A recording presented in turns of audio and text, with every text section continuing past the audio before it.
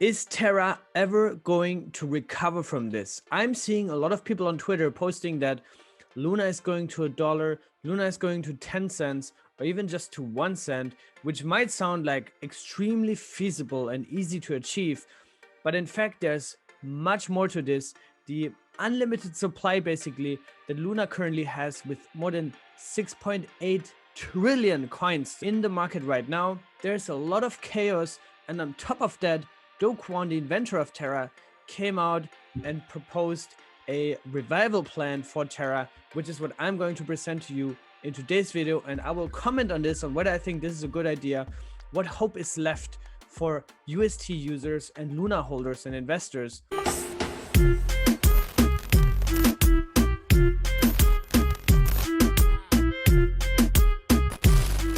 Now, if you haven't followed up anything over the past few days and wonder what is going on in the crypto markets, why it's dumping, why everything is going down, and what happened with this Terra thing, the quick TLDR is that an economic misalignment, an economic miscalculation in the UST Luna model, which is pegged to each other, where Luna is burned to mint UST, which is an algorithmic stablecoin that is supposed to retain its value at $1.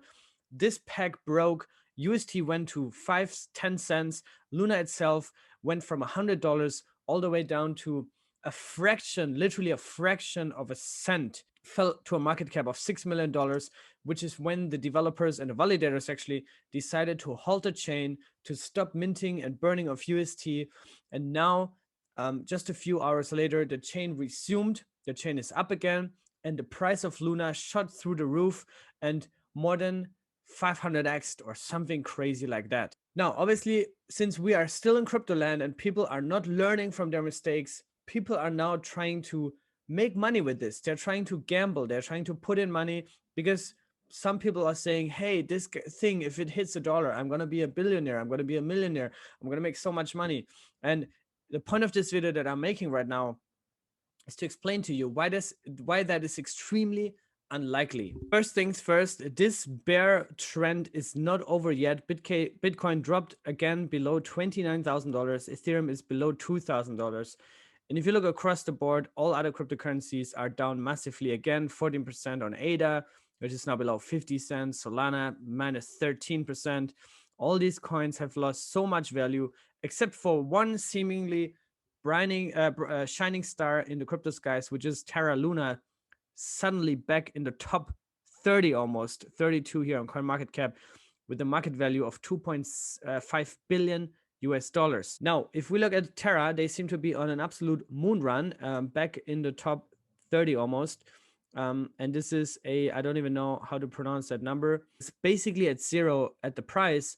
But why is it in the top 30 almost? Is because the supply went absolutely through the roof. There's now 6.5 trillion Luna in circulation. This is trillion.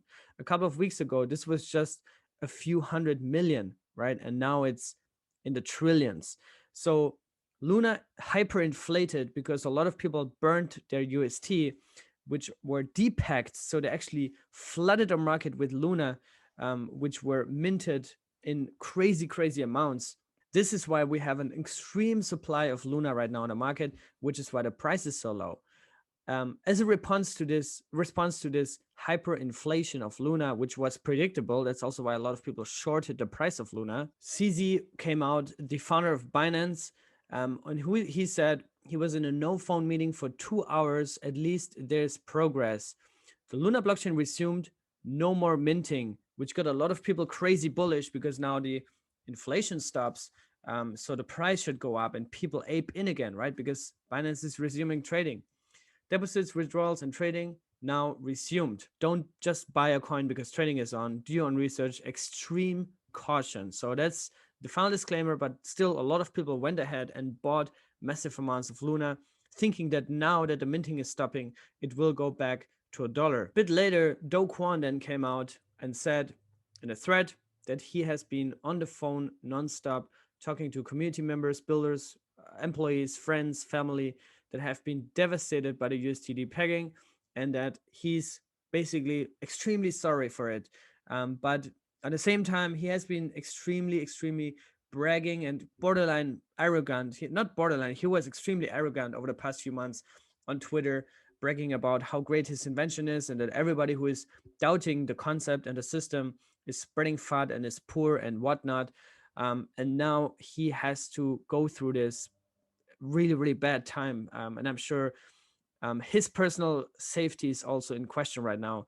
I'm sure a lot of people are suing him. I'm sure he's getting a lot of death threats. I would not want to change with Do Kwon right now. But then he also added he still believes that decentralized economies deserve decentralized money, yet it's clear that UST will not be that money. So, in fact, in a nutshell, UST is dead, right? The whole concept, the whole product, the whole value proposition of Terra, which was the UST stablecoin, which had demand predominantly through Anchor, that can be argued whether or not this was a Ponzi scheme because it had subsidized yields, not real yields. So the question is always, where do the yields come from? They were subsidized. I don't think it was purely designed to be a scam from the beginning, but the system collapsed and now the whole value proposition is gone, which means Terra in its form is completely dead. It's over. It's just over, right? So there's no hope left for anybody who believes that, oh, Luna will recover from this and they're just gonna magically repeg UST and get Luna back to $100. This is not going to happen. The damage is crazy. It's way too big to roll this back. And he's also saying that he didn't sell any Luna, he didn't sell any UST, blah, blah, blah, blah. And then he also shared a proposal to revive the Terra ecosystem and what he thinks should be done in order to at least compensate for some of the losses and to at least revive Terra with a completely different pivot. We'll get into this in a second. But basically, he's saying that there's still several $billion worth of UST where the Luna token literally has essentially fallen to zero. But these billions of UST, they still have to be burned. They still have to be redeemed or sold, right? So that's still big danger and big sell pressure on a bunch of liquidity pools, also on osmosis, which is why this emergency proposal went through so quick and had to go through so quick to protect the Osmo and all the other pairs in that pool.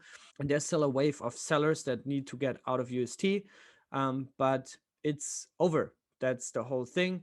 However, what he's saying is, well, what we still have is we have a big developer ecosystem.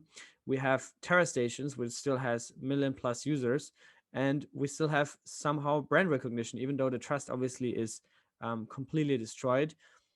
So he's suggesting that for the Terra community, which I think now he's kind of like giving away this accountability and responsibilities, just advising what could be done, but not by him, is that validators should reset the network ownership to 1 billion tokens and distribute these tokens to Luna holders before the depegging event. 40% exclude the Terraform Labs account though, 40% to UST holders at the time of the new network upgrade, and then 10% to Luna holders at the final moment of the chain hold, and then 10% in the community pool to fund future development. Now, this obviously gets people bullish, and a lot of people have also said, like, yeah, sure, they can still revive the layer 1 ecosystem and compete with the likes of Solana or Avalanche, and just be a smart contract platform. But I don't know if that's going to work out. I think what most people see this right now is the trust is entirely broken. UST is dead, Luna is dead, but we somehow want to get some of our money back at least, right? I don't think anybody is keen to use Terra or be affiliated with Do Kwon or the whole Terra ecosystem at this point. I still think there's an active community, and there might be some hardcore lunatics out there that will, fork the network and try everything they can. But I'm also seeing a lot of different directions people want to take this. So I don't really think that anything is going to come out of this. The damage is done. It's over. Now, what's left, I said this in a video yesterday, Juno Network and a lot of other Cosmos chains are going to benefit from this massively because a lot of projects are now spilling over. And the easiest and lowest hanging fruit is simply other smart contract platforms in Cosmos. Terra was a smart contract platform, a layer 1 in Cosmos, built on the Cosmos SDK, implementing CosmWasm.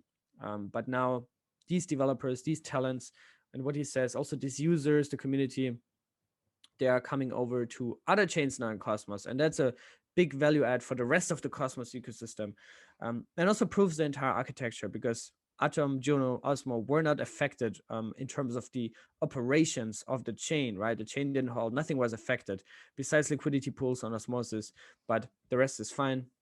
So this is where we stand right now. I would not touch Luna at all at this point. Please don't do that.